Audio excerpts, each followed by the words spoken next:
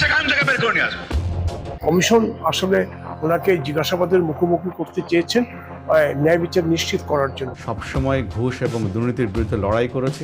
সাবেক আইজিপি বেনজির আহমেদকে নিয়ে কিছু কথা, কারণ আপনারা জানেন যে 23 জুন বেনজির আহমেদ এবং তার পরিবারের দুদকে হাজির হওয়ার কথা। দুদকের চিঠি অনুযায়ী, দুদকের দেয়া তার নেয়া সময় অনুযায়ী আপনারা এও জানেন গত 6 জুন বেনজির আহমেদ সাবেক পুলিশ প্রধান তাকে দুদক তলব করে যেন 6 জুন দুদক কার্যালয়ে এসে তার সম্পদের হিসেব বা বর্ণনা দিয়ে যান এবং 9 জুন তার পরিবারের সদস্যদের দুদক কার্যালয়ে আসবার জন্য দুদক থেকে চিঠি পাঠানো হয়। পরবর্তীতে বেনজির আহমেদ কিন্তু 5 জুন তার আইনজীবীর মারফত দুদক কার্যালয়ে চিঠি পাঠিয়ে 15 দিনের সময় আবেদন করেন এবং 15 দিনের সময় শেষ হয়ে যায় 21 জুন।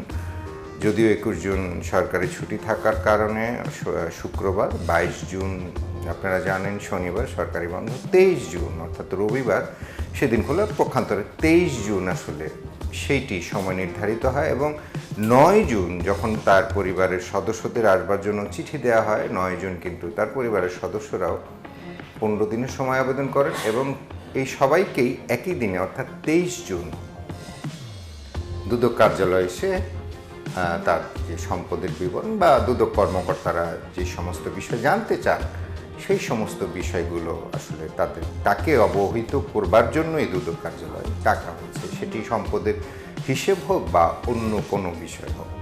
যা শেষ হবে আগামী রোববার এবং সোমবার, যথাক্রমে 23 জুন এবং 24 জুন 2024। এখন যদি আসলে তো ভালোই, আমরা আশা করছি, এখনো আশাবাদী উনি আসবেন, জিজ্ঞাসাবাদের মুখোমুখি হবেন। যদি না আসেন তাহলে আইন তার নিজস্ব গতিতে চলবে। সময় বাড়ানোর আমার জানা মতে আইন এবং বিধিমতে আর কোনো এখতিয়ার দুদকের নাই। সেটি হচ্ছে যে যেটি কেন এই কথাবার্তা বা কেন এই আলাপ আলোচনা, আসলে আপনারা জানেন যে 31 মার্চ একটি গণমাধ্যমে বাংলাদেশের একটি জাতীয় পত্রিকা এবং একটি ন্যাশনাল টেলিভিশন, বেসরকারি স্যাটেলাইট টেলিভিশনে কিন্তু আপনার বেনজির আহমেদ নিয়ে সংবাদ প্রকাশিত হয়। সংবাদটা তখনই সবার চোখে আসে এবং 31 মার্চ প্রচার হওয়ার পর থেকে কিন্তু পরবর্তীতে বিভিন্ন গণমাধ্যম সেই সংবাদটি এক ধরনের, আমি ভাষাই ব্যবহার করব, লুফে নেয় এবং লুফে নিয়ে বিভিন্নভাবে এই সংবাদ প্রচার করতে থাকে। বেনজির আহমেদের তাদের যে প্রচারিত সংবাদ, সে সংবাদে যে তথ্যগুলো, যে সম্পদ গড়েছেন তিনি অবৈধভাবে, সেই বিষয়গুলো আসলে বিভিন্ন গণমাধ্যমে আসতে থাকে এবং পরবর্তীতে কিন্তু এপ্রিল মাসে সংসদ সদস্য এবং একজন আইনজীবী ব্যারিস্টার সাইদুল হক সুমন সেটি এই বিষয়গুলো আসলে দুদকের দৃষ্টি আকর্ষণ করেন এবং সে দুদক কার্যালয় দিয়ে এই যে গণমাধ্যমে 31 মার্চ থেকে শুরু করে পরবর্তী সময় যে বিষয়গুলো সত্যিকার অর্থে বেনজির আহমেদ সম্পর্কে উঠে আসছিল সেগুলো দুদককে অবহিত করেন এবং দুদকের দৃষ্টি আকর্ষণ করেন যেন দুদক এই বিষয়গুলো আসলে আমলে এনে বেনজির আহমেদকে জেরা জিজ্ঞাসাবাদ করে। উনার 34 বছরের লাইফে উনার বেতন সহ হওয়ার কথা 1,74,00,000, প্রায় 1.25 কোটি, কিন্তু 1.25 কোটি তো উনার বেতন টেতন মিলে আর উনার মেয়ে আর বউ মিলে মাশাল্লাহ প্রায় কয়েকশো কোটি। তো এত টাকা যদি উনার থাকে কেউ কোনো কথা বলে না, মানে একটা ইনকোয়ারি যে করবো, আমি কিন্তু বলছি না যে উনি এখনই দুর্নীতিবাজ। আরে ভাই, এত সম্পদের হিসাব আসলে একটা ইনকোয়ারির কথা বলবে না কেউ? আপনি দেখবেন যে 31 তারিখে রিপোর্টটা হওয়ার পর আমি কাউরে কথা বলতে শুনি না, সবাই মনে হয় যে একটা ভয় পায়, ভয় মারা যাবে, নাইলে তারে মামলা দিবে, তারে এই করবে সেই করবে, মানে কি? এবং পরবর্তীতে যা হবার তাই হয়েছে। দুদকের পক্ষ থেকে বলা হয়েছে যে বেনজির আহমেদকে যেহেতু বিভিন্ন গণমাধ্যমে এসেছে তার অবৈধ সম্পদের বিবরণগুলো, সেগুলোই কিন্তু তারা আমলে নিয়েছে, এই তথ্যগুলো, এই সংবাদগুলো, এবং আমলে নিয়ে তারা বলেছে যে তারা অচিরেই বেনজির আহমেদকে হয়তো জিজ্ঞাসাবাদের জন্য বা তার কাছ থেকে তথ্য নেয়ার জন্য বেনজির আহমেদ সাবেক পুলিশ প্রধান তাকে ডাকা হবে। বিগত 31 মার্চ 2024 তারিখ সাবেক আইজিপি জনাব বেনজির আহমেদের বিরুদ্ধে অবৈধ সম্পদ অর্জনের একটি প্রতিবেদন জাতীয় দৈনিক পত্রিকায় প্রকাশিত হয়। পরবর্তীতে 1 এপ্রিল ও 2 এপ্রিল 2024 তারিখে আরও কিছু ইলেকট্রনিক মিডিয়ায় একই প্রকৃতির অভিযোগ প্রকাশিত হয়। এই সকল অভিযোগসমূহের বিষয়ে দুর্নীতি দমন কমিশন বিধিমালা 2007-এর 3 নম্বর বিধির আওতায় কার্যক্রম শুরু করা হয়। এবং পরবর্তীতে আপনারা জানেন যে বেনজির আহমেদকে নিয়ে বিভিন্ন গণমাধ্যম নানান সূত্র থেকে নিয়ে সংবাদ প্রকাশ করে এবং সংবাদ প্রকাশের ক্ষেত্রে বেনজির আহমেদ আসলে পরবর্তীতে সে নিজেই কিস্সা আভি বাকি হ্যাঁ ফেসবুকে একটি স্ট্যাটাস দিয়ে, যার লাস্টের শব্দটি এটি ছিল কিস্সা আভি বাকি হ্যাঁ। তো কোন কিস্সা বাকি সেইটা আসলে তিনি সামাজিক যোগাযোগ মাধ্যম ফেসবুকে এসে এই যে গত 31 মার্চ থেকে ওনার বিরুদ্ধে ওনার সম্পদ সম্পর্কে যত তথ্য প্রচার হচ্ছিল সমস্ত তথ্যগুলোই কিন্তু তিনি তার মতো করে এই অভিযোগগুলো খণ্ডানোর চেষ্টা করেন এবং তিনি সেখানে বিবৃতি ব্যাখ্যা কিভাবে তার অর্থ এসেছে, কিভাবে তিনি সম্পদ গড়েছেন, এই বিষয়গুলো তিনি 3 সার্টিফিকেটের বিষয়টি টেনেছেন এবং তিনি বলেছেন বাংলাদেশের সর্বোচ্চ ট্যাক্স হোল্ডার ট্যাক্স পেয়ারের তিনি সার্টিফিকেট তিনি পেয়েছেন ইত্যাদি ইত্যাদি। তিনি কিন্তু ওনার কিস্সা আভি বাকি কিস্সাটা ওইখানে মোটামুটি শেষ করেন। চাকরি জীবনে আমি ব্যক্তিগতভাবে সবসময় ঘুষ এবং দুর্নীতির বিরুদ্ধে লড়াই করেছি। তিনি সামাজিক যোগাযোগ মাধ্যমে যখন তার কিচ্ছাটা শেষ করেছেন, পরবর্তীতে কিন্তু এগুলো ন্যাশনাল যে TV channel, private TV channel বা গণমাধ্যমে সেগুলো আসলে প্রচারিত হয়, প্রকাশিত হয় এবং তিনি যে ব্যাখ্যা দিয়েছেন সে ব্যাখ্যাগুলো আবার বিভিন্ন গণমাধ্যম খণ্ডানোরও চেষ্টা করে। অনেকে বেনজির আহমেদ কী বলেছেন সেগুলো হুবহু ছাপিয়ে দেন, তুলে ধরেন, যেটি আসলে অনেকের ক্ষেত্রে নিয়ম যে আসলে উনি যেহেতু নিজের পক্ষ নিয়েছেন সেটি আসলে তুলে ধরা দরকার। পরবর্তীতে যেটি হয়েছে সেটি হচ্ছে যে কেউ কেউ আদালতের দৃষ্টি আকর্ষণ করলে আদালত থেকে প্রথমে কিন্তু বেনজির আহমেদের যে স্থাবর সম্পত্তি সেই স্থাবর সম্পত্তি ক্রোপ করার নির্দেশ দেয়। দুদকের আবেদনের প্রেক্ষিতে আদালত বেনজির আহমেদের স্থাবর সম্পত্তি ক্রোপ করার নির্দেশ দেয়। তার যত ব্যাংক অ্যাকাউন্ট রয়েছে, তার পরিবারের যত ব্যাংক অ্যাকাউন্ট রয়েছে সেগুলো সিজ করার, সেগুলো লক করে দেওয়ার নির্দেশ দেয় এবং পরবর্তীতে 2 দফা তার গুলশানে যে ফ্ল্যাট বা অন্য যে সম্পদগুলো সেগুলো ক্রোপ করার নির্দেশ দেয়। তার যে মৎস্য খামার রয়েছে গোপালগঞ্জ, তার যে সাভানা পার্ক, গোপালগঞ্জে বিশাল একটি পার্ক রয়েছে, সেটি সেখানকার যে ইউনো তার তদারকিতে দিয়ে দেয়, জেলা প্রশাসনের তদারকিতে দিয়ে দেয়। তারপরে সাভারে তার সম্পদ রয়েছে এবং তার যেখানে যেখানে স্থাবর সম্পত্তি রয়েছে, সম্পদ রয়েছে, সমস্ত কিন্তু দুর্নীতি দমন কমিশনের আবেদনের প্রেক্ষিতে আদালত সেগুলো ক্রোপ করার নির্দেশ দেয় প্রথম দফা এবং প্রথম দফাতে তার ফ্ল্যাটগুলো ছিল না, গুলশানের ফ্ল্যাটগুলো। দ্বিতীয় দফাতে তার যে গুলশানের ফ্ল্যাট সেগুলো সম্ভবত ক্রোপ করার নির্দেশ দেয় এবং আদালতের নির্দেশে সেগুলো সরকারি ব্যবস্থাপনায় তত্ত্বাবধানে রয়েছে আর কি, সরকারি ব্যবস্থাপনার তত্ত্বাবধানে রয়েছে। একজন প্রাক্তন আইজিপির বিরুদ্ধে যথেষ্ট তথ্য উপাত্ত পাওয়ার পরে দুর্নীতি দমন কমিশন আবেদন করে আদালতে জব্দ করেছে, সম্পত্তি ক্রোপ করেছে এবং তার উপর গত বৃহস্পতিবার রিসিভার অ্যাপয়েন্টমেন্ট করেছে এবং রিসিভার অলরেডি পজিশন নিয়েছে। মাঝে তার যে গোপালগঞ্জের যে পুকুর হ্যাচারি সেখান থেকে মাছ চুরির একটি অভিযোগ আসে, টিউনো সেটি সিলগালা করে দেয় প্রায় 86,000 টাকার মাছ এবং তার বিভিন্ন জায়গায় যে সম্পদগুলো রয়েছে তিনি বলেছেন সেগুলো আসলে সরকারি তত্ত্বাবধানে চলে যায় এবং এগুলো আসলে আওড়াতে থাকে যে আসলে উনি কি এই যে 6 জুন আসলেন না, উনি কি আসলে 23শে জুন আসবেন?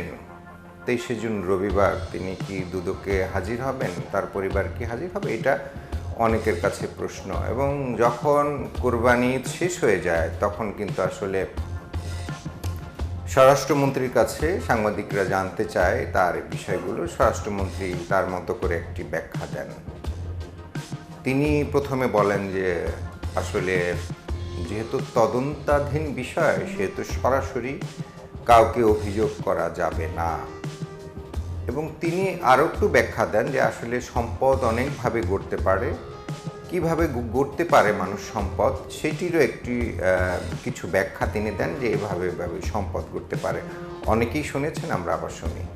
যে বেনজির আহমেদ বিদেশের মিশনে অনেক বছর ছিলেন, সেগুলো আপনাদের জানা দরকার। সেই মিশনে সে কত টাকা এনেছে এইগুলি তাকে বলতে হবে। তো সেই টাকা কত বৃদ্ধি পেয়েছে সেগুলি তিনি জানেন, আমরা জানি না। যেহেতু তার নামে একটা অভিযোগ আসছে তিনি এটা জবাব দেবেন। তার জবাব পাওয়ার আগে আমার মনে হয় আমাদের কেউ কিছু বলা উচিত না। সে আগে অভিযুক্ত প্রমাণ হোক, তারপরে আমার মনে হয় তার বিরুদ্ধে যে ধরনের ব্যবস্থা নেওয়ার সেটা সরকার নেবে, কিন্তু অভিযোগ প্রমাণের আগে তো আমরা কিছু বলতে পারি না। স্বরাষ্ট্রমন্ত্রীর এ ব্যাখ্যা দিয়েছেন বৃহস্পতিবার, অর্থাৎ 20 জুন। সেটি তিনি সচিবালয় এই ব্যাখ্যাটি দিয়েছেন যে আসলে তদন্তাধীন বিষয়ে কাউকে ঢালাভাবে অভিযোগ করা ঠিক না। এই মাঝে আবার বিভিন্ন গণমাধ্যমে সেটি প্রকাশ হয়েছে যে আসাদুজ্জামান মিয়া, সাবেক ডিএমপি কমিশনার, তার ব্যাপারও এসেছে এবং স্বরাষ্ট্রমন্ত্রী সেই বিষয়েও আলোকপাত করেছেন। আসাদুজ্জামান মিয়া আসলে তিনি চিকিৎসাধীন অবস্থায় রয়েছেন। দেশের বাইরে তিনি একটি ভিডিও বার্তা পাঠিয়েছেন তিনি যে দেশে আছেন সেখানে তিনি বলেছেন যে আসলে তার যে অভিযোগগুলো এসেছে সবই মিথ্যা এবং এই মিথ্যা তিনি প্রতিবাদ জানাচ্ছেন ইত্যাদি ইত্যাদি, সেই বিষয়গুলো আসলে এসেছে। এবং এর পরবর্তীতে শুক্রবার দিন আমরা জানি পুলিশের একটা অ্যাসোসিয়েশন আছে, সকল পুলিশ কর্মকর্তা কর্মরত এবং যারা অবসরপ্রাপ্ত আছেন তাদের পুলিশ সার্ভিস অ্যাসোসিয়েশন, সেখান থেকে আসলে প্রতিবাদ জানানো হয়। বিশেষ করে প্রতিবাদ জানানো হয় দেশের বাইরে থেকে যারা সামাজিক যোগাযোগ মাধ্যম, কোনো গণমাধ্যম না, বিভিন্ন সরকারের বিভিন্ন ব্যক্তি, শীর্ষস্থানীয় ব্যক্তি, শীর্ষস্থানীয় সফল ব্যক্তি যাদের টার্গেট করে করে ভিডিও বানানো হয়, তথ্য প্রচার করা হয় গণমাধ্যমের নাম ধরে, বিশেষ করে সোশ্যাল মিডিয়ায়, সেখানে যারা দেশের বাইরে থেকে করে সেই বিষয়গুলোকে আসলে পুলিশ সার্ভিস অ্যাসোসিয়েশনের পক্ষ থেকে প্রতিবাদ জানানো হচ্ছে যে আসলে তারা তো কোনো তেমন কোনো স্বীকৃতি নেই। এবং সেই সূত্র ধরে কেউ যদি বাংলাদেশের গণমাধ্যম এইভাবে সাবেক পুলিশ কর্মকর্তা এবং বর্তমান পুলিশ কর্মকর্তাদের যদি চারিত্রিক হনন শুরু করেন তাহলে তারা অবশ্যই সেটি প্রতিবাদ জানাবে। কারণ আসলে বাংলাদেশ পুলিশের অবশ্যই গৌরবোজ্জ্বল অনেক অনেক কিছু আছে, সেটি বলাই বাহুল্য, এগুলো বলে শেষ করা যাবে না। বিশেষ করে আমি সবশেষ যদি ধরি সেটি হচ্ছে যে জঙ্গি বিরোধী অভিযানে বাংলাদেশ পুলিশ যেভাবে ভূমিকা রেখেছে এবং জঙ্গি নির্মূলে যেভাবে সচেষ্ট হয়েছে, সফল হয়েছে। এবং আগুন সন্ত্রাস সহ 2010 থেকে শুরু করে 2018 মোটামুটি 20-21 পর্যন্ত যেভাবে অগ্নি সন্ত্রাসের কর্মকাণ্ড ঘটেছিল শাপলা চত্বর থেকে শুরু করে সমস্ত বিষয়ে পুলিশের আসলে সেটি অনস্বীকার্য, সেটি স্বীকার করতে হয় যে আসলে পুলিশ অবিচ্ছেদ্য অংশ, একটি রাষ্ট্রের অবিচ্ছেদ্য অংশ। এবং সেই অবিচ্ছেদ্য অংশকে নিয়ে যদি কেউ ষড়যন্ত্র করে সেটি দেশের বাইরে বসে, সেটি অবশ্যই মেনে নেওয়ার মতো না। এখন প্রশ্ন হচ্ছে যে আসলে 23শে জুন বেনজির আহমেদ আসবেন কিনা, তিনি 6 জুন আসেননি, 23শে জুন আসবেন কিনা, সেটি আসলে সবার মধ্যে একটি প্রশ্ন যে আসলে 23শে জুন আসবেন কিনা। তার বিরুদ্ধে যে অভিযোগগুলো করা হয়েছে সার্ভিস অ্যাসোসিয়েশনের পক্ষ থেকে বলা হলো আসলে তারই তো উচিত। আমি এর আগে 2টি ভিডিও বানিয়েছিলাম, সেটিতে বলেছি আসলে প্রথম ভিডিওটি এমন ছিল যে বাংলাদেশের ইতিহাসে পুলিশ 1971 সালে 17ই ডিসেম্বর আব্দুল খালেক, যিনি প্রথম আইজিপি ছিলেন, তার থেকে শুরু করে সবশেষ এখন পর্যন্ত যিনি চলছে চৌধুরী আবদুল্লাহ আল মামুন, এই এতজন পুলিশের আইজিপির মধ্যে একমাত্র উনি এত বিতর্কের সম্মুখীন হয়েছে যেটি আসলে তিনি লিগ্যাল সাইড এখনো পর্যন্ত নেননি। আমার প্রথম পর্বটি ছিল, প্রথম ভিডিওটি ছিল এটা নিয়ে যে আসলে এত বিতর্কিত কখনো কেউ হয় না। পুলিশ নিয়ে অনেক সংবাদ প্রকাশ হয়, অনেক দুর্নীতির অনেক বিষয় হয়, কিন্তু ওনার মতো এত বিতর্ক আমার ধারণা, আমার বয়স ছোট, বয়স কম, সিনিয়ররা অনেক কিছু জানবেন, কিন্তু ওনার মতো এত বিতর্কিত পুলিশ আইজিপি বাংলাদেশে কখনো পড়েনি। সেটা কী কারণ, এটা উনি ভালো জানবেন, বা ওনার আশেপাশে যারা থাকেন, ওনার সহযোদ্ধা যারা জানেন, সেটি ভালো জানবেন। কমিশন আসলে ওনাকে জিজ্ঞাসাবাদের মুখোমুখি করতে চেয়েছেন ন্যায় বিচার নিশ্চিত করার জন্য, কারণ ওনারও তো একটা বক্তব্য থাকতে পারে। হয়তো দুদক যেটা বলছে হয়তো উনি এটা অস্বীকার করতে পারেন বা এটা ঠিক নাও হতে পারে।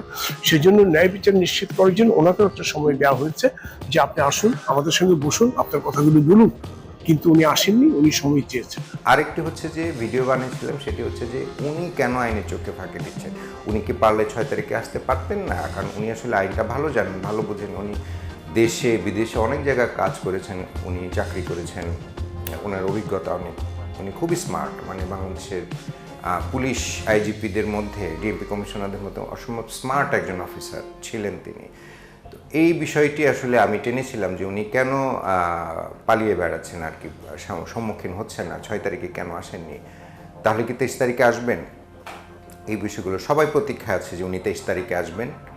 সবাই প্রত্যাশা করে যে যেহেতু পুলিশ যারা বর্তমান এবং সাবেকরা, তাদের সবাই যৌক্তিক তথ্যবহুল সংবাদের পক্ষে, কোনো ধরনের কুৎসা, কুরুচিপূর্ণ অতিরঞ্জিত নিউজের বিপক্ষে, সেহেতু উনি আসলে সবচেয়ে ভালো পারেন এই সমস্ত কুৎসা, অতিরঞ্জিত তথ্য এগুলো এসে সামনাসামনি ফেস করে জবাব দিতে। যদি উনি আবারও সময় ক্ষেপণ করেন, তাহলে কিন্তু মানুষের কাছে আবারও কিন্তু ভুল বার্তা যাবে। এটি সবাই মনে করছেন যে উনি এসে ফেস করলে উনি সঠিক তথ্যটি দিলেন, যদি এসে ফেস না করেন তাহলে সবার কাছে ভুল বার্তা যাবে। ভুল বার্তা মনে হচ্ছে যে আপনার বিরুদ্ধে অভিযোগ করা হচ্ছে, আপনি খণ্ডাচ্ছেন না, তার মানে অভিযোগগুলো সত্য, এইরকম বলে প্রমাণ হলেও হতে পারে। তো সবাই প্রত্যাশা করছে উনি হয়তো আসবেন, বিষয়টি ফেস করবেন।